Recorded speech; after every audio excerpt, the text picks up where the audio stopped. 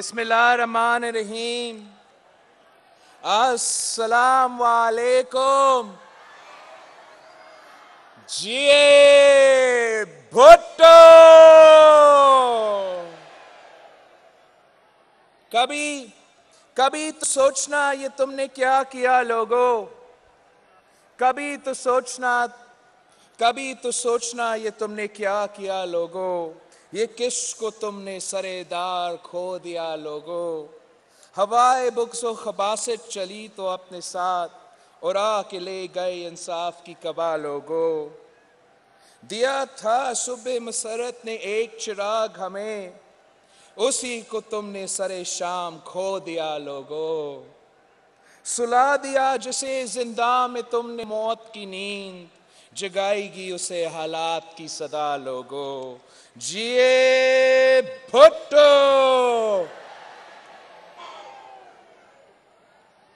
साथियों, आप जानते हैं कि आज शहीद जुल्फ़िकार अली भुट्टो के अदालती कत्ल का 40वां साल है।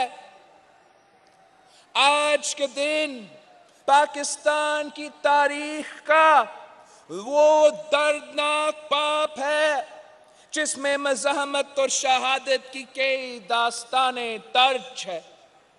आज के दिन पाकिस्तान के महरूम तबकात की उम्मीदों का कत्ल हुआ। आज के दिन आईने पाकिस्तान के खालिक का खून हुआ। आज के दिन राख के मलबे से नई कौम तामीर करने वाले वजीर आजम को सूली पर लटका दिया गया। आज का दिन एक सवाल पूछ रहा है। इस मुल्क के हर शख्स से एक सवाल पूछ रहा है। इस मुल्क के हर इदारे से एक सवाल पूछ रहा है। इस मुल्क के हर मुंसिफ से एक सवाल पूछ रहा है। हर सोचने वाले से एक सवाल पूछ रहा है। हर लिखने वाले से एक सवाल पूछ रहा है। और वो सवाल ये है कि बताओ, इस मुल्क के करोड़ों गरीबों के मुहाफिज को कत्ल क्यों किया गया। बताओ, एक टूटे फूटे समाज को नई जिंदगी देने वाले मसीहा को कत्ल क्यों किया गया। जिसने टूटे हुए मुल्क को जोड़ा, जिसने हारी हुई कौम को अपने पैरों पर खड़ा किया, जिसने 90,000 जंगी कैदियों की बाइज्जत वापसी का रास्ते खोले, जिसने 10,000 मरबा मील का खोया हुआ रकबा वापस दिया, जिसने इस मुल्क में मजबूत दिफा की बुनियादें रखी, जिसने पाकिस्तान को एटॉमिक रियासत बनाया। बताओ, उसकी मौत के परवाने पर दस्तखत करने वाले कौन थे।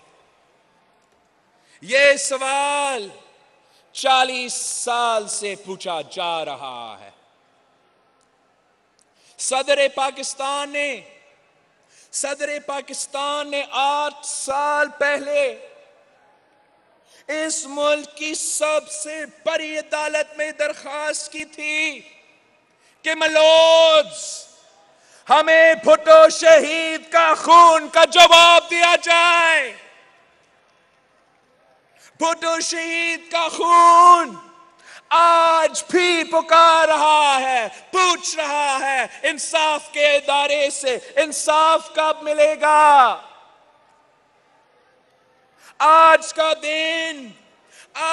दिन ये सवाल पूछ रहा है कि पाकिस्तान पीपल्स पार्टी के लिए इंसाफ के तराजू अपना तवज़ुन क्यों खो देता है। हमारे खून का मुकदमा हो तो अदल की देवी को नींद क्यों आ जाती है? हमारे कातलों की पनाहगाहों को कब तक तहफ़्फ़ुज़ दिया जाता रहेगा? भुट्टो क्यों कत्ल होते रहे, इसका जवाब कौन देगा?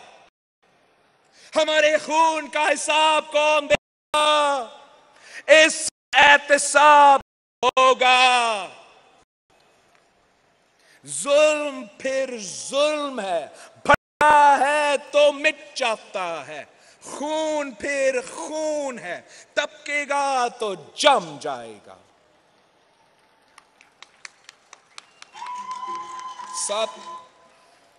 साथियों, जो तारीख से सबक नहीं सीखते, उन्हें तारीख फिर सबक सिखाती है। तारीख ये है कि 1971 की जंगी शिकस्त के बाद जब शहीद जुल्फिकार अली भुट्टो को बचा कुचा पाकिस्तान मिला, तो उन्होंने ये फैसला किया कि खित्ते में तवज़ुन के लिए एटॉमिक कुव्वत बनना लाजमी है। 1972 में उन्होंने न्यूक्लियर प्रोग्राम की बुनियाद रखी। वसाइल मौजूद नहीं थे, पूरी दुनिया खिलाफ थी। ना हमारे पास साइंसी इल्म था, ना टेक्नोलॉजी था, लेकिन उन्होंने कहा कि हम घास खाएंगे लेकिन मुल्क की सलामती पर आंच नहीं आने देंगे। उन्होंने कहा कि हमारी सरजमीन न्यूक्लियर ब्लैकमेल की इजाजत नहीं देगी। 1974 में इंडिया ने बम धमाका किया।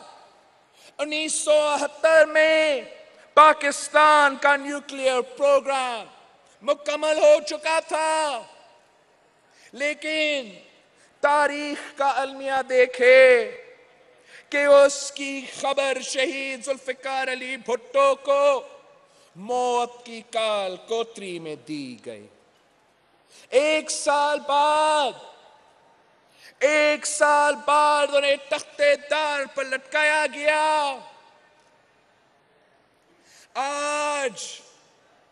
आज अगर आप भारत की आंखें में आंखें डालकर बात कर सकते हो, तो वो शहीद जुल्फिकार अली भुट्टो की वजह से है।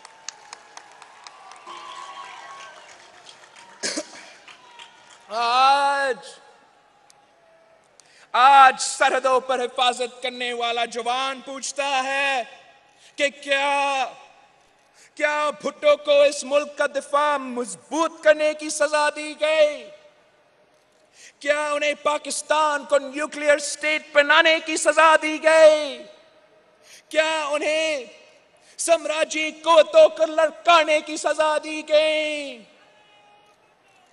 मैं पूछता हूं, हमें बताया जाए कि जब जो कुव्वतें पाकिस्तान को न्यूक्लियर स्टेट बनते नहीं देखना चाहती थी, उन कुव्वतों का अलाकार कौन बना? ये 9 सितारे कहां से आए थे? जियाउल हक ने के प्रोग्राम के बानी को किसके इशारे पे हटाया? तारीख के आखिरी फैसले में गद्दार कौन होगा? क्या वो गद्दार था जिसने आईन दिया, या वो गद्दार था जिसने आईन तोड़ा? क्या वो गद्दार था जिसने मुल्क की सलामती के लिए अपनी जान दे दी? या वो गद्दार था जिसने मुल्क की मफाद को इतना सस्ता बेच दिया कि हम आज तक उनके फैलाई हुई बरूद और जहर में सांस लेने पर मजबूर हैं? इसलिए मैं कहता हूं कि हमारा नजरिया नहीं बदला, तुम्हारा बयानिया बदलता रहता है। उस वक्त भी हमारे नजरिए के खिलाफ गद्दारी का बयानिया दिया, और आज भी हमारे नजरिया के खिलाफ गद्दारी का फतवा दिया गया। तारीख ने हमें कल भी सरखरू किए, हम आज भी सरखरू होंगे। तो हम अपनी साजिशें जारी रखें, हम अपनी जदोजहद जारी रखेंगे, और इसका हतमी फैसला तारीख और अवाम की अदालत में होगा। साथियों, आज हम भुट्टो शहीद के नजरिए पर उतने ही मजबूती से खड़े हैं जितनी मजबूती से इस नजरिया का अलम शहीद मोहतरमा बेनजीर भुट्टो ने उठाया था। जब वो अपने अजीम बाप से आखिरी बार मिलने गई तो उन्हें विरसे में इस नजरिया की ताकत मिली थी, जिसके आगे पाकिस्तान की तारीख की बदतरीन आमरियतें रेत की दीवार साबित हुई। शहीद जुल्फिकार अली भुट्टो की शहादत के बाद शहीद मोहतरमा बेनजीर भुट्टो ने जदोजहद की। जब तारीख रकम की, उसने पाकिस्तान पीपल्स पार्टी की नजरियाती असास को मजबूत किया। अगर शहीद जुल्फिकार अली भुट्टो ने अपनी तहरीक के जरिए इनकलाब फ्रांस की याद ताज़ा कर ली, तो फिर शहीद मोहतरमा बेनजीर भुट्टो की क़यादत में पाकिस्तान पीपल्स पार्टी के जियालों ने मज़ाहमत की एक नई तारीख रकम की। ज़ियाए आमरियत के खिलाफ जदोजहद करते हुए भुट्टो शहीद के मोहब्बत में भुट्टो शहीद के नजरियाती जानशीनों ने कैदे काटी, शाही किला की साजिशें भुगती, फांसियों पर चढ़े, और इन 11 सालों में जमहूरी जदोजहद के जुर्म में 50,000 कोरे मारे गए, और हर कोरे पर जिए भुट्टो का नारा गूंज उठा। और आज भी अपने जिस्मों पर उन कोरों के निशान संभाले हम फिर जदोजहद के लिए मैदान में उतरने को तैयार है। नए पाकिस्तान का नाटक करने वालों, पहले पुराने पाकिस्तान की बुनियादें समझो। आज तुम इक्तिदार के जिन ऐवान में बैठकर तकब्बुर की अलामत बन चुके हो। इस निजाम की बुनियादों में पाकिस्तान पीपल्स पार्टी का खून शामिल है। इस वफाकी पार्लिमानी जमहूरी निजाम और इसके क़याम में जमहूरी कुव्वतों की बेमिसाल जदोजहद शामिल है, और हम तुम्हें इस जदोजहद को, इस कुर्बानी को जाया नहीं करने देंगे। पाकिस्तान पीपल्स पार्टी ने जिस आईन के तहत ये निज़ाम तश्कील दिया, अगर इस आईन पर हमले करने की कोशिश की गई तो याद रखो तुम्हारा हशर भी उन आमरों जैसे होगा जिन्होंने अवामी राज को लड़काने की कोशिश की। साथियों, आज ये सिलेक्टेड वजीर आजम भुट्टो शहीद का आईन खत्म करने की कोशिश कर रहा है। मेरे घोटकी में आकर कहता है कि 18वीं तरमीम से वफाक दिवालिया हो गया है। इसकी असलियत पहचानो, इसके इर्द गिर्द के लोगों को पहचानो, इनके शक्लें पहचानो। ये वो लोग हैं जो शहीद जुल्फिकार अली भुट्टो का आईन के दुश्मन है, ये आपके हकूक के दुश्मन है। इस बेनामी वजीर आजम को ये तक मालूम नहीं कि मजबूत सूबे ही मजबूत वफाक की अलामत है। हम भुट्टो के आईन को खत्म नहीं होने देंगे, हम इस मुल्क को वापस 1 यूनिट नहीं होने देंगे।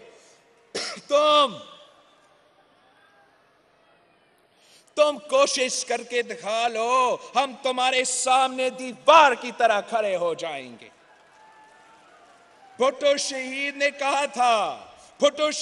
कहा था कि मैं 1 यूनिट को 1 लाख मारकर खत्म कर दूंगा। मैं आज तुम्हें वार्न कर रहा हूं, तुम 18वीं तरमीम को मत छेड़ो, तुम 18वीं तरमीम खत्म करने की कोशिश करो, 1 यूनिट लागू करने की कोशिश करो, मैं 1 लाख मारकर आपका हुकूमत खत्म कर दूंगा।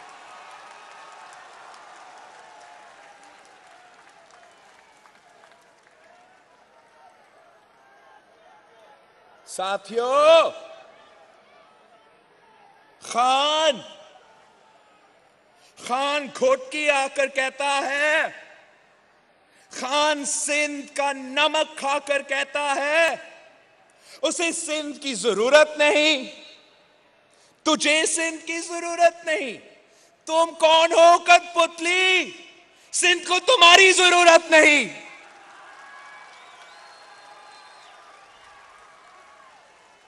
हम जानते हैं उसे सिंध नहीं, सिंध के वसाइल चाहिए। उसे सिंध नहीं, सिंध की गैस चाहिए। उसे सिंध नहीं, सिंध का पानी चाहिए। वो आज भी सिंध के 120 अरब रुपया पर सांप बनकर बैठा है। ये पैसा आपका पैसा है, आपके टैक्सेस के पैसे हैं, ये आपके खून पसीने की कमाई के पैसे हैं, जिस पर खान डाका डालकर बैठा है। जरा सोचिए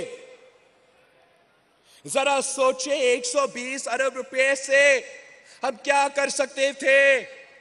120 अरब रुपया से हम कितने बेरोजगार नौजवानों को रोजगार दे सकते थे? 120 अरब रुपया से हम कितने नए स्कूल्स तामीर कर सकते थे? 120 अरब रुपया से हम कितने नए हॉस्पिटल्स खड़ा कर सकते थे? और ये तो हमारे ये ड्यूज है। इसके साथ अब वो NFC अवार्ड ना देकर अवार्ड में कटौती करके सूबों का हक हथियाना चाहता है। सिंध के अवाम के हकूक पर कब्जा करना चाहता है। पंजाब के अवाम का हक मारना चाहता है। बलोचिस्तान के अवाम को महरूम रखना चाहता है। खैबर पख्तूनख्वा के खजानों पर डाका डालना चाहता है। और ये सारे वसाइल, ये सारे पैसे सूबों से छीनकर इस्लामाबाद को देना चाहता है। 18वीं तरमीम के जरिए हमने चारों सूबों को मजबूत किया और उनके वसाइल पर उनको मालकी दी। सूबों की अवाम अपने मुस्तकबिल के फैसले खुद करती हैं, जिससे वफाक मजबूत होती है। लेकिन इस बेनामी वजीर आजम को ये बात समझ में नहीं आती। साथियों, ये PTI की हुकूमत ने झूठ के सिवा कोई काम ईमानदारी से नहीं की। इलेक्शन से पहले दिखाए गए सुनहरे ख्वाबों की बरक्स PTI की हुकूमत अपने साथ एक महंगाई की सुनामी ले आई है। पेट्रोल की कीमत में बार बार इजाफा कर रहे हैं। बिजली की कीमत बढ़ाते हैं मगर बिजली देते नहीं हैं। यहां तक कि दवाई की मत में भी इजाफा। मतलब कि अगर आप गरीब हो और आप बीमार हो तो सेहत का इंसाफ ये कहता है कि मर जाए। आटा, दाल, चावल, हर चीज आम आदमी की खरीद से बाहर है। और खरीद भी ले तो पकाए कैसे? इस बेदर्द हुकूमत में गैस की कीमत आसमान छू रही है और ऊपर से गैस की लोड शेडिंग भी। गैस की वफाकी वजीर कहता है कि मुझे अपने महकमे के बारे में कुछ मालूम नहीं, और अवाम है जो 20-20 हजार के गैस के बिल देखकर बेहाल है। वफाकी वजीर खजाना कहता है कि उनकी मुआशी पॉलिसीज की वजह से अवाम की चीखें निकलेगी। फिर ये भी कहता है कि उसे एग्रीकल्चर का पता ही नहीं। मैं पूछता हूं, ये वजीर है या मुआशी दहशतगर्द? ये मुआशी कत्ल कर रहा है, किसानों का मुआशी कत्ल, मजदूरों का मुआशी कत्ल, बेरोजगार नौजवानों का मुआशी कत्ल, बुजुर्ग पेंशनर्स का मुआशी कत्ल। खान साहब, आपकी हुकूमत चोरी और सीना जोरी के अलावा कुछ नहीं जानती। आप गद्दारी के फतवे तो दे सकते हैं, मगर लोगों को 2 वक्त की रोटी नहीं। कहां गया आपका 50 लाख घर? कहां गए आपके 1 करोड़ नौकरियों का वादा? नौकरी देने तो दूर की बात है, आपकी हुकूमत लोगों से उनका रोजगार छीन रही है। एंक्रोचमेंट के नाम पर लोगों को बेघर किया जा रहा है। इस हुकूमत से ना मीशत चल सकती है और ना ही मुल्क। कोई उनको ये समझाए कि मईशत चंदा से नहीं, सियासत काली से नहीं, हुकूमत चाबी से नहीं और मुल्क जादू से नहीं चलता। और जब हम हुकूमत को इसकी कमजोरियां, इसकी झूठ, इसकी मुनाफिकत, इसकी धांधली आईने में दिखाते हैं, इनको इनका असल चेहरा दिखाते हैं, तो हमें डराने के लिए नाब गर्दी शुरू हो जाता है। साथियों, आपने बेनामी अकाउंट्स केस के हवाले से बहुत से किस्से सुने होंगे, और ये सिर्फ किस्से ही है, सिर्फ बातें हैं, सिर्फ इल्जामात हैं, और वो भी झूठे। ये सिर्फ किरदार कशी है। ये एहतिसाब नहीं इंतकाम है। ये इंसाफ नहीं इंतकाम है, सियासी इंतकाम है। ये एहतिसाब नहीं, पॉलिटिकल इंजीनियरिंग है। 6 महीने केस चलने के बावजूद मुझे तो किसी कोर्ट के सामने अपना मौकिफ देने का मौका ही नहीं मिला। मुझ पर वो इल्जाम है जबकि मैं 1 साल का था, और मुअज़्ज़िज़ अदालत भी ये जानती हैं कि केसेस झूठे हैं। तभी तो आला अदलिया के चीफ जस्टिस ने कहा कि मेरे नाम इस रिपोर्ट में गलत शामिल किया गया, और JIT को हुक्म दिया कि मेरा नाम इस रिपोर्ट से निकाला जाए। लेकिन तहरीरी फैसले में इसका कोई जिक्र नहीं।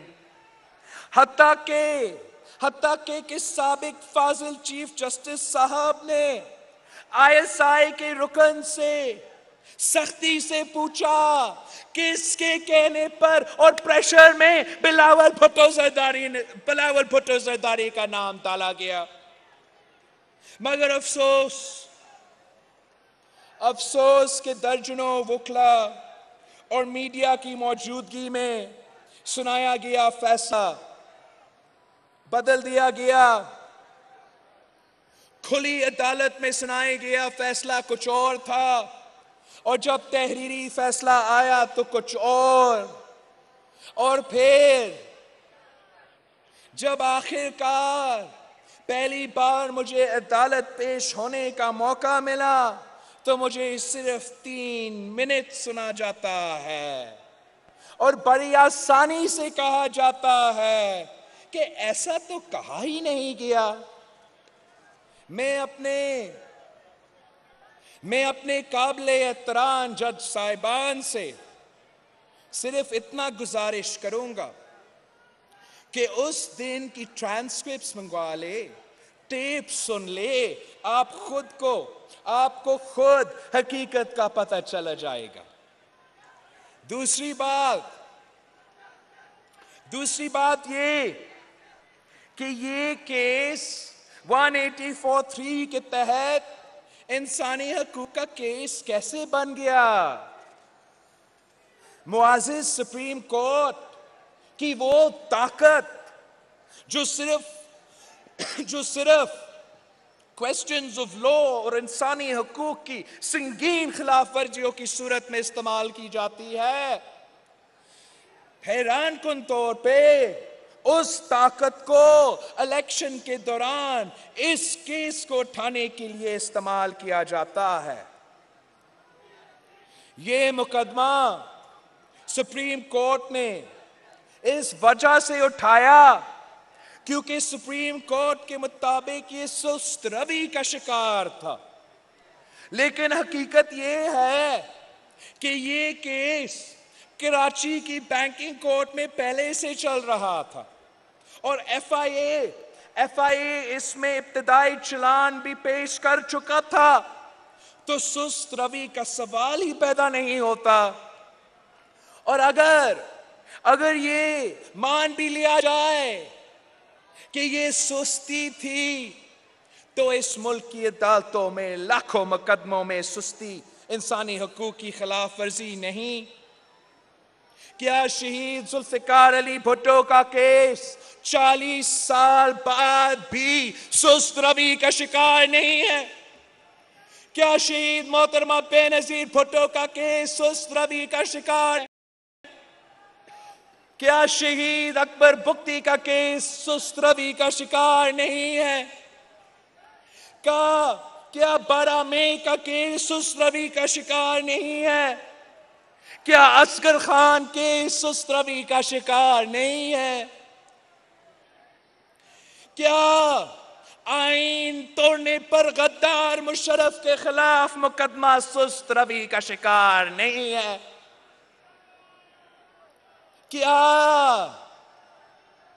क्या मिसिंग पर्सन्स के हजारों मुकदमा सुस्त रवि का शिकार नहीं है? क्या ये सब इंसानी हकूक की खिलाफ वर्जियां नहीं है? क्या 2018 के इलेक्शन में की गई तारीख की बदतरीन धांधली, वोट चोरी, 3 दिन तक इलेक्शन रिजल्ट्स रोकना, मुल्क भर में पोलिंग एजेंट्स को पोलिंग स्टेशन से बाहर फेंकना, आरटीएस को फेल करवाना, लेवल प्लेइंग फील्ड ना होना, मीडिया का ब्लैकआउट करना, फॉर्म 45 गायब करना, कलअदम तंजीमों को मेन स्ट्रीमिंग के नाम पर इलेक्शंस लड़वाना, सियासी तौर पर उम्मीदवारों को नाअहल कराना, पॉलिटिकल इंजीनियरिंग से बेनामी वजीर आजम को इस मुल्क पर मुसल्लत करना, क्या ये सब कुछ इंसानी हकूक का खिलाफ वर्जी नहीं है?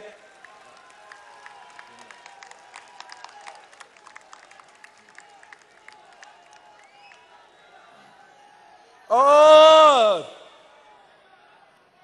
फिर एक और अजीब बात, हमारा केस को पिंडी में शिफ्ट कर रहे हैं। आखिर क्या वजह है कि इस केस को पिंडी में चलाने का हुक्म दिया गया, गैर कानूनी हुक्म दिया गया?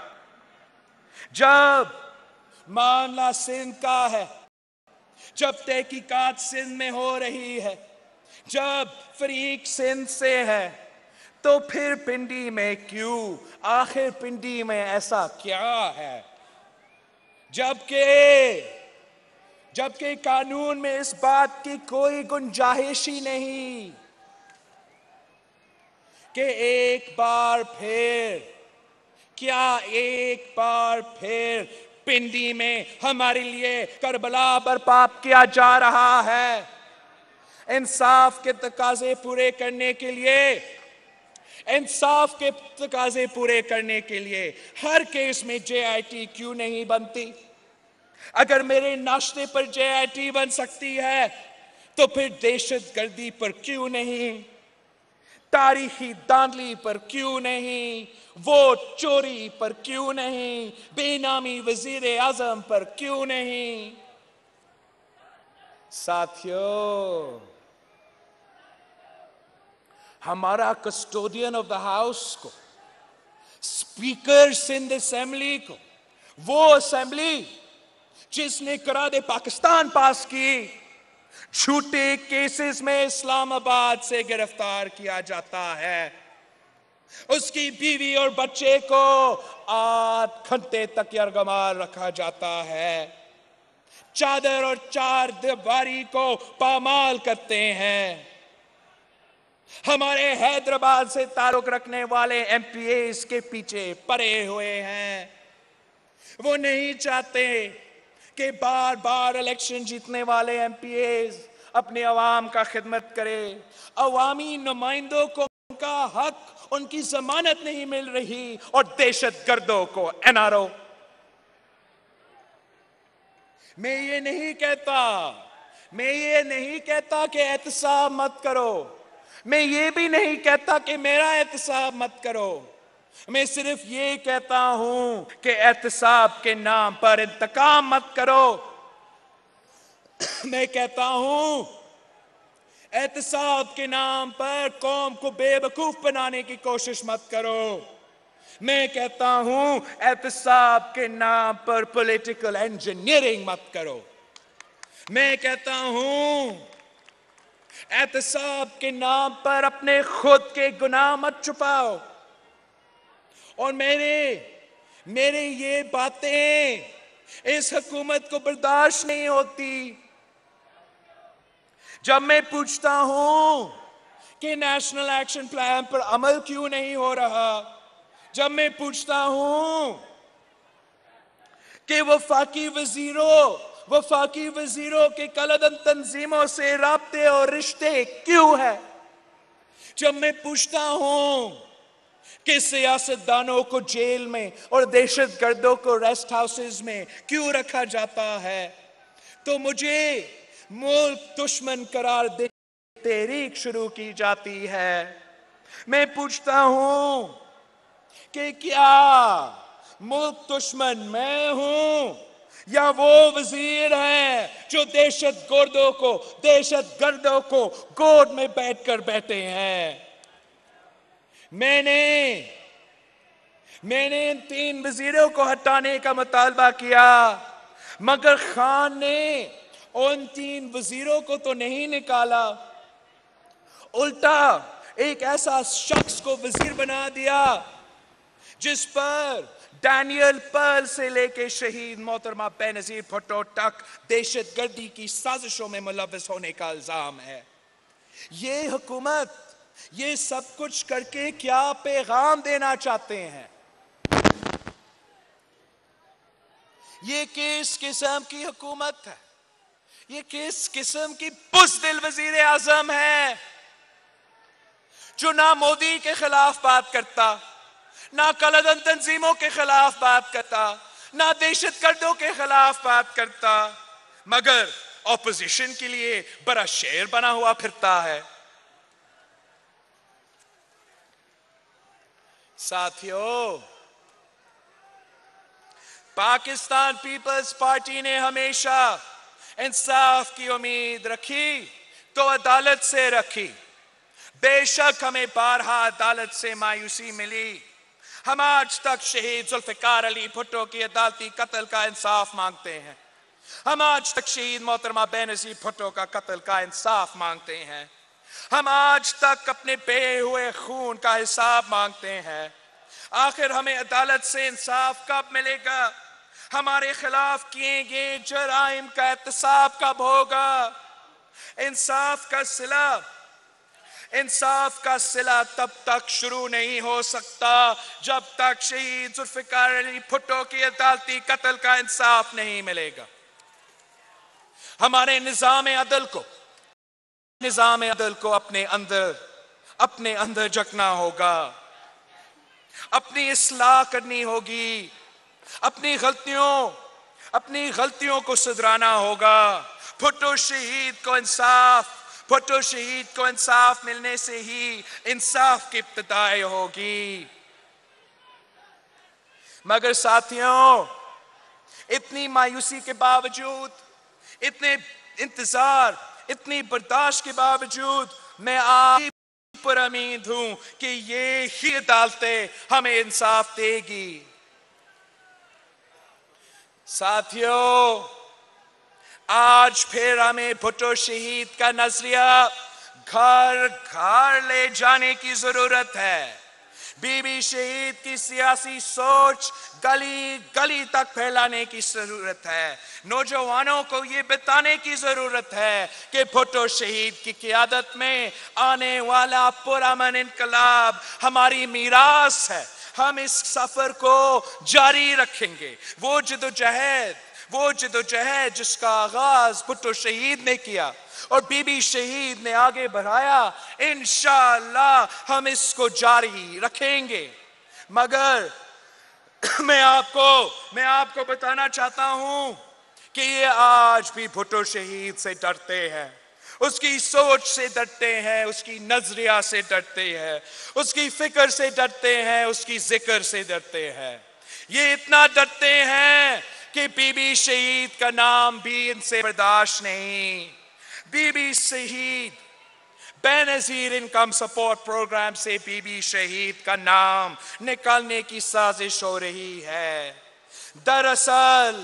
दरअसल इस प्रोग्राम को ही बंद करना चाहते हैं। मैं ये बता दूं कि बेनजीर भुट्टो एक नाम नहीं, बेनजीर भुट्टो एक अज़म है। ये अज़म है गरीबों की मालकी की, ये अज़म है औरतों की फलाह की, ये अज़म है पाकिस्तान की तरक्की की। उसको मिटा सको ये तुम में दम नहीं।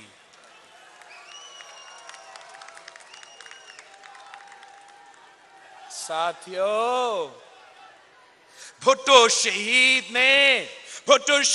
ने बेआईन सरजमीन को आईन दिया, जमहूरी हुकूक दिया, अवाम को आवाज दी, हारी को ताकत दी, मजदूर को कुव्वत दी, मजलूम को ज़बान दी, अवाम को हुकूक दी। और आज ये तब्दीली सरकार आपके हुकूक छीनना चाहती है, सोच की आजादी छीनना चाहती है, जमहूरियत छीनना चाहती है।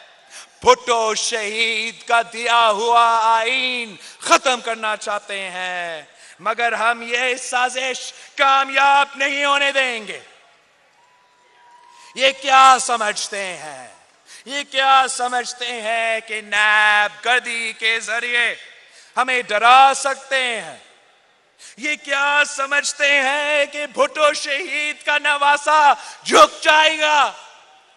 ये क्या समझते हैं कि बीबी शहीद का बेटा डर जाएगा? ये क्या समझते हैं कि पाकिस्तान पीपल्स पार्टी के कारकुन भाग जाएंगे? हम जुल्म की हर ताकत से टकराएंगे। जाओ और जिया की कब्र देखो और आओ और भुट्टो शहीद का मजार देखो। मुंह छुपता हुए मुंह छुपता हुआ मुशर्रफ भी देखो और शहीद मोहतरमा बेनजीर भुट्टो की दिलेरी देखो।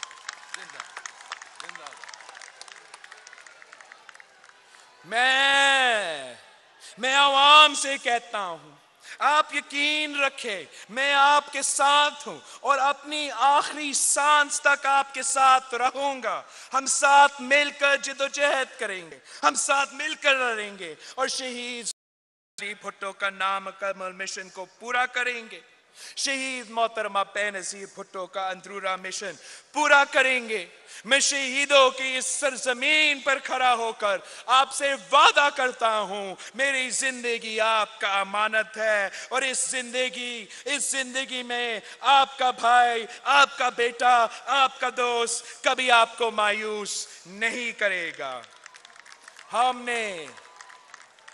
हमने इस मिट्टी पर वारे भुट्टो है, हमने इस मिट्टी पर वारे भुट्टो हैं, तितली जुगनू चांद सितारे भुट्टो है। जितने हैं किरदार हमारे भुट्टो हैं, सबसे आगे हो या सबसे पीछे हो, जिस तरतीब में हम हैं सारे भुट्टो है। दुख के मौसम में या सुख के आलम में हमने जितने नाम पुकारे सारे भुट्टो हैं। दार पे जो खुशबू है एक लहू की है, सूली से जो फूल उतारे भुट्टो है।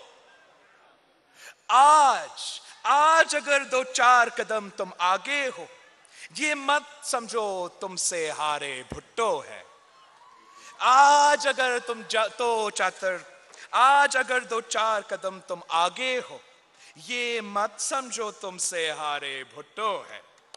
एक दिन मिट्टी सोना बनकर चमकेगी। हमने इस मिट्टी पर वारे भुट्टो है, हमने इस मिट्टी पर वारे भुट्टो है।